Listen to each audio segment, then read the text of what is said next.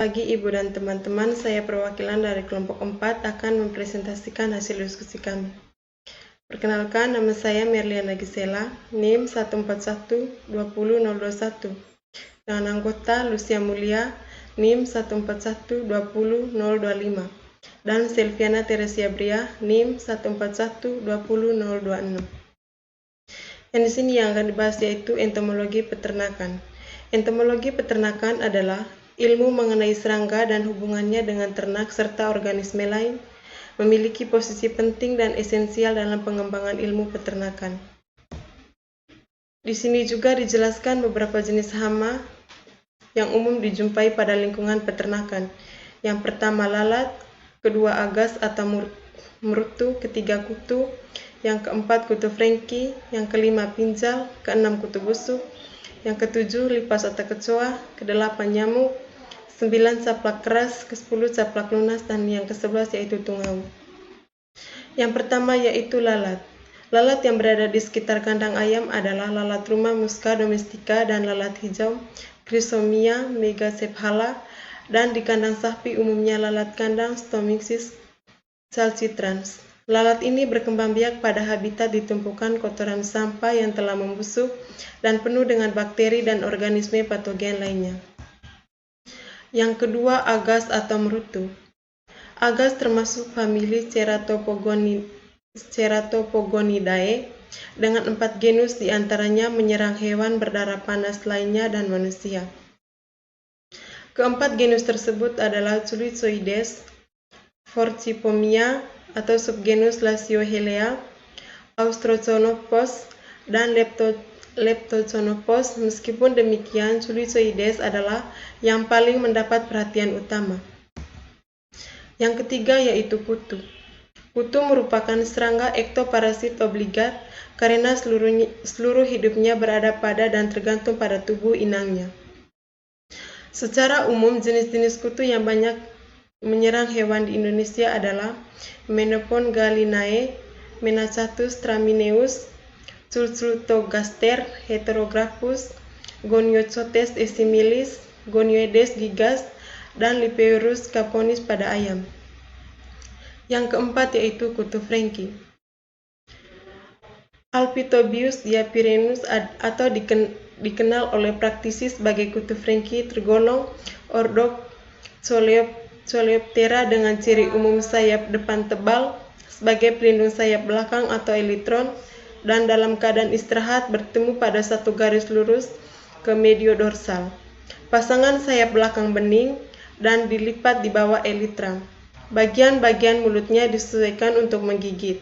Serangga ini mengalami metamorfosis sempurna. Yang kelima yaitu pinjal.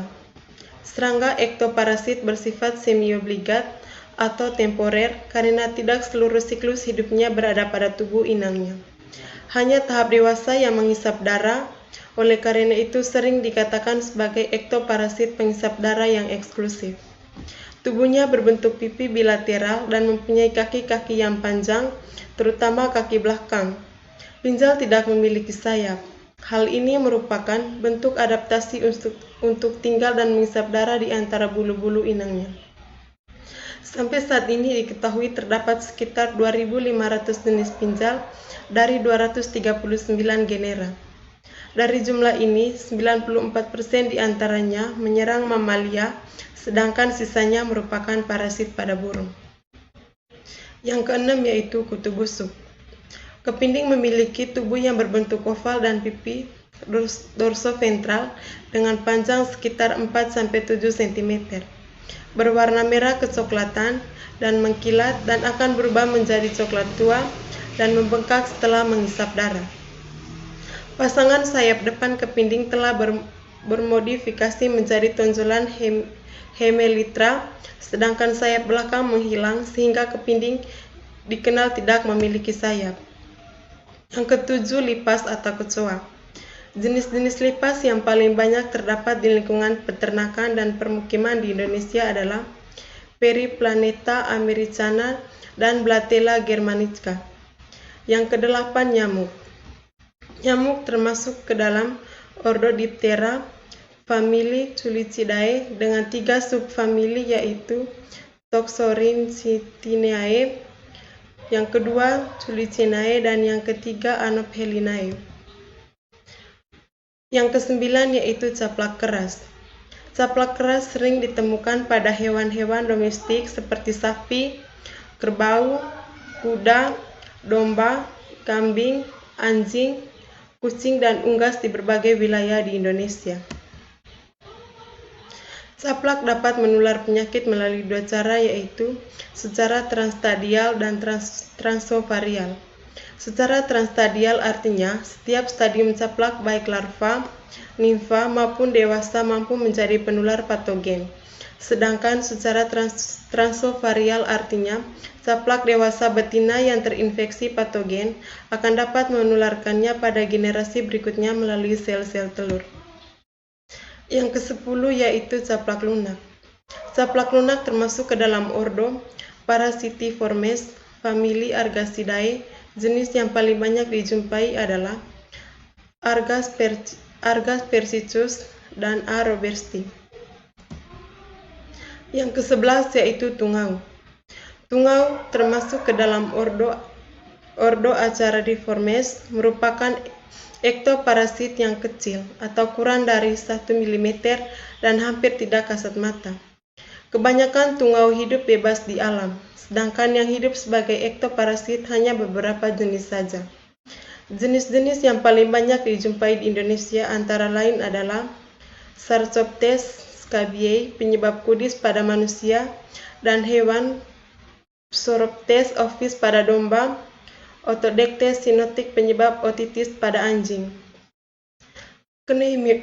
Cneidomoceps mutans pada unggas, Demodex canis pada anjing, dan Ornithonisus bursa pada unggas. Ornithonisus bursa banyak ditemukan pada ayam, unggas lainnya terutama saat mengeram. Tungau ini terutama tersebar pada bulu-bulu dan juga bagian tubuh lainnya. Telurnya akan menetas dalam waktu 3 hari dan menyebar menjadi larva dengan 3 pasang tungkai.